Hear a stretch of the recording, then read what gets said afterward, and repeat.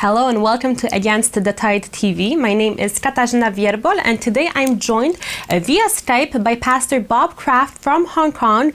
So welcome, Pastor. Thank you very much. I'm glad to be here.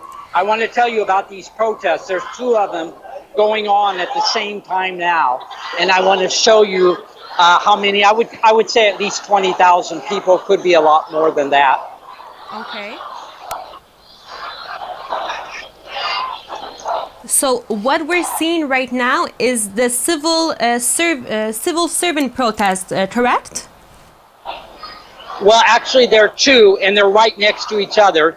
One is the civil servants, which means they work in the government in some way. The other was the healthcare professionals, like the doctors, nurses, social workers. They had about 10 to 20,000 people, I guesstimate, in a protest, and then also the civil servants had about the same number.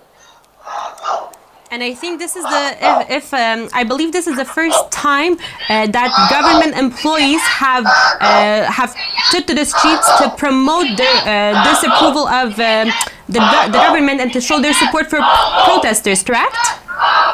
Right. This is the first time that I know about. I don't think it's ever happened before.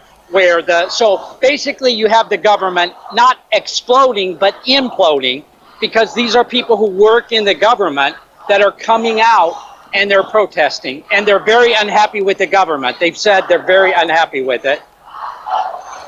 And how does the protest look like? How is the police reacting to those protesters today? Because we know that there's been some violent clashes in past protests.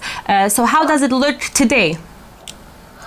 Well, we have protests now occurring about every 2 days, 2 to 3 days, a major protest. And this protest is different because what happened was that these are government employees. So I saw absolutely no policemen here, even though there were 20,000 people. Are you still there? Yes, I'm still there. Okay, so there were no policemen here because I don't think the police want to come against the people who work for the government. Mm-hmm. And what's interesting is that recently U.S. President Donald Trump labeled the protesters as rioters.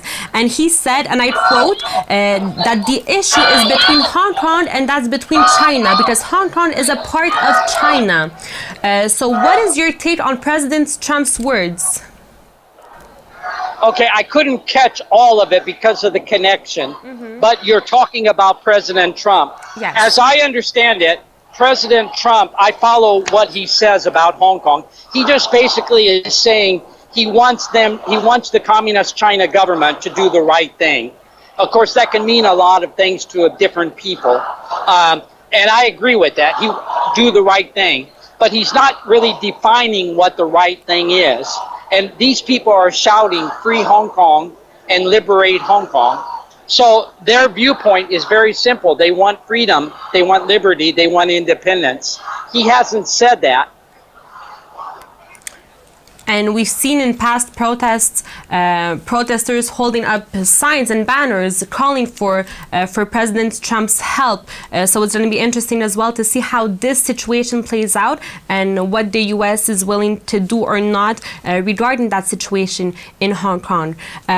Also, since the beginning of the protests, the China's People's Liberation Army has kind of stayed out of the situation, letting the police handle those protests and those massive crowds.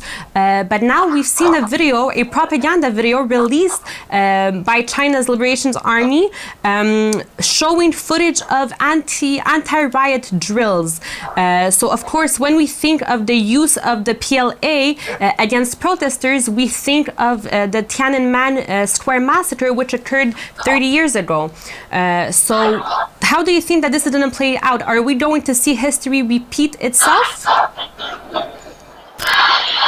Well, I would say that, anyone who's lived under communism, and your family has, anyone who's lived under communism, they understand what communism does. They don't want people to have freedom at all, freedom of choice. They don't want freedom of choice. They want to tell people what to do. So I think communist China will not change their thinking in that regard, and it will become a major situation where they will come here and say, we do not give you freedom. And the people are going to either, I think they'll fight that. I really do. Now, how they'll fight it, I don't know.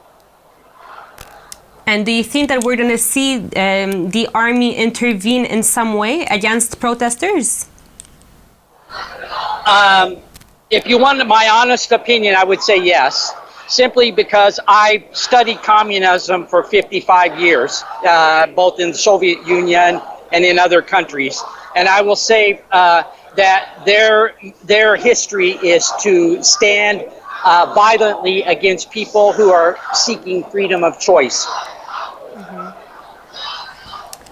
And we know also that there are upcoming protests planned for the weekend. What can we expect from those protests over the weekend? Well, as I mentioned earlier, the protests are occurring now almost daily. In fact, there are several, 2 or 3 a night. Last night there were 3 where the people went and attacked the police stations, okay? So those were protests, but they were beyond a protest. They were attacking the police station. Tomorrow there's a protest in a very famous area of communist Hong Kong called Mong Kok, which is where the most violent actions have happened in the past, even going back to 2014. So I expect tomorrow there will be a lot of violence, but it's people fighting for their freedom. That's the bottom line. And then they're being stopped from having freedom. So the videos on the media will show them doing things, but all they want is freedom and liberty, and they want freedom of choice, and they're being denied it. Well, we continue to pray for Hong Kong, to pray for the liberation of Hong Kong, so that it can be free from communist China. Is there anything you would like to add regarding today's protests?